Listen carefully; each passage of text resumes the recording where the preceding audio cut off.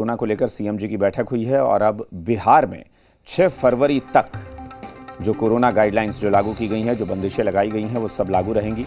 पहले वाले सभी नियम अब 6 फरवरी तक लागू रहेंगे। मुख्यमंत्री ने लोगों से नियम का पालन करने की अपील की है।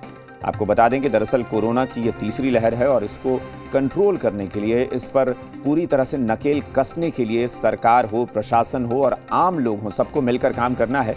तो सरकार ने इसको लेकर पहले से ही कई सारी बंदिशें लगा दी हैं, कई सारे गाइडलाइंस हैं जिनको बताया गया है, जारी किया गया, जिनको फॉलो करते हुए कोरोना पर कंट्रोल के लिए काम किया जा रहा है।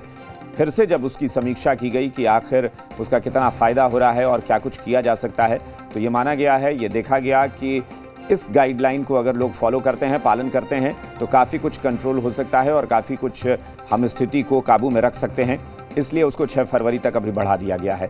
और जी मीडिया संवाददाता आशुतोष चंद्रा इस वक्त पटना से हमारे साथ जुड़े हैं। सीधा रुख करेंगे आशुतोष का। आशुतोष, चूंकि समीक्षा होती रहती है समय समय पर और देखा जाता है कि जो भी गाइडलाइंस हैं या जो बंदिशें लगाई गई हैं, उसका फायदा कितना हो रहा है, क्या कहना है इस बार की मीटिंग के बाद सरकार का या प्रशासन का, कितना फायदा हुआ है पिछले दिनों इस गाइडलाइन को फॉलो करते हुए? देखिए जरूर, और फायदे के तहत ही यह फैसला लिया गया है कि 6 तारीख तक यानी 6 फरवरी तक जो वर्तमान परिस्थितियां हैं, जो गाइडलाइन जारी किए गए थे, वो गाइडलाइन जारी रहेंगे 6 फरवरी तक। और चूंकि सीएम जी की बैठक आज हुई है और ये माना जा रहा था कि हो सकता है कुछ रियायतें मिलेगी, क्योंकि आप आंकड़ों को देखेंगे तो आंकड़ों में काफी राहत की खबर आ रही थी। पटना जो तकरीबन 2500 केसेस एक दिन में केसेस जा चुके थे, अब वो 1000 से नीचे का केसेस वो पहुंच चुका था। अगर बिहार की बात करें तो बिहार में भी 4000 प्रतिदिन केसेस सामने आ रहे थे। तो ऐसे में उम्मीद की जा रही थी कि कुछ न कुछ राहत मिल सकती है। लेकिन सीएम जी की बैठक में ये फैसला लिया गया, मुख्यमंत्री ने ये फैसला लिया कि नहीं, जो वर्तमान परिस्थितियां हैं उसमें चूंकि अगर राष्ट्रीय परिप्रेक्ष्य में देखें तो वहां भी कोरोना का दायरा, संक्रमण का दायरा लगातार बढ़ता जा रहा है। बिहार के लिए ये अच्छी बात है कि यहाँ कम से कम अब घटने लगे हैं, मरीज संख्या कम होने लगी है, लेकिन अभी भी लापरवाही बरतने के मूड में सरकार नहीं दिख रही है।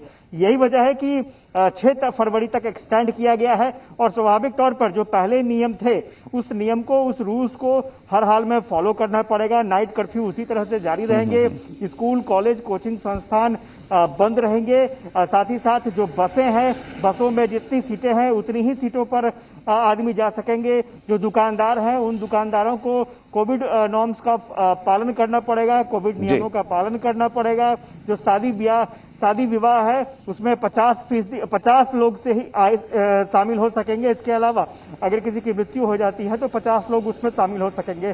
तो सभी पुराने ही नियम रहेंगे। चलिए, वो नियम पुराने रहेंगे, लेकिन आशुतोष बस संक्षेप में मुझे बता दीजिए कम शब्दों में कि अगर ये नियमों की हम बात कर रहे हैं तो शुरू में हमने देखा था कि लोग उसको फॉलो नहीं कर रहे हैं, तो क्या समय बढ़ने के साथ साथ लोग अब इस गाइडलाइन का पालन कर रहे हैं या प्रशासन को अब भी सख्ती बरतने की जरूरत पड़ती है?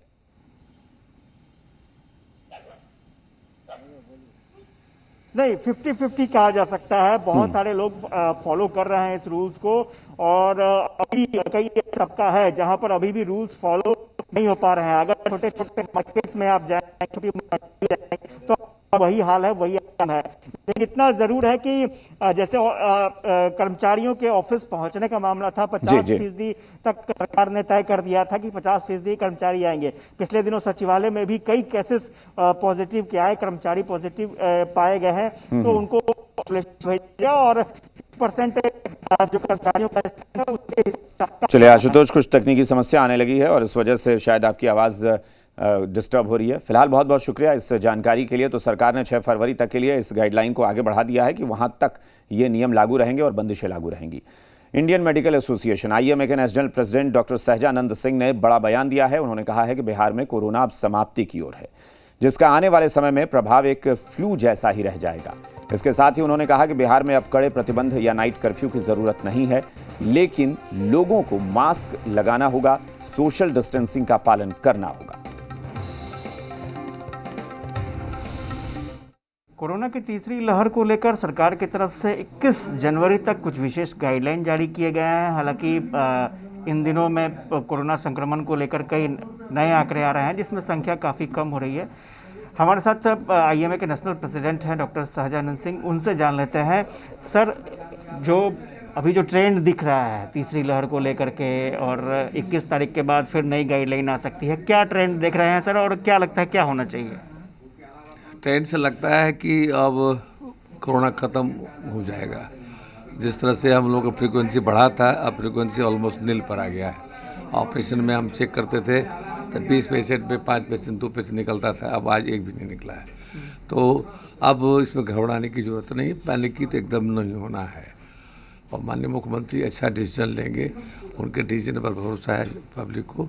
और हम नहीं समझते हैं कि अब किसी तरह का कोई छोटा मोटा जो बाधित होगा, लेकिन तो सवाल ही नहीं है किसी तरह का उसका मेजर नाइट कर्फ्यू हो चाहे कुछ हो। तो कोरोना अब पूरे देश में ख़त्म होगा, बिहार में तो एकदम नीचे की तरफ जा रहा है। तो पाबंदियों को लेकर के अभी भी लगता है कि पाबंदियां अब ढील मिलनी चाहिए या फिर कुछ रिस्ट्रिक्शंस जरूरी है? पाबंदी भी बहुत कम की अब ज़रूरत है। पाबंदी भी तो ऐसे भी पब्लिक मानने को तैयार नहीं है। सिंपल मास्क थोड़ा स्ट्रिक्ट कर दें, मास्क पहने, थोड़ा सा डिस्टेंस मेंटेन करें, थोड़ा भीड़ भाड़ लोग अवॉइड करें। इसके अलावा कोई पाबंदी की ज़रूरत नहीं है।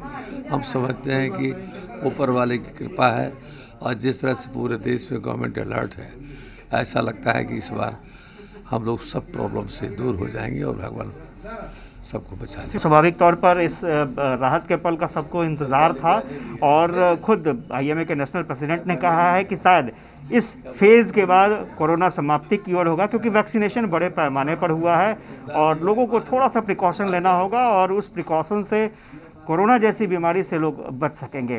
कैमरा पर्सन दीनानाथ ओझा के साथ आशुतोष चंद्र, SG मीडिया।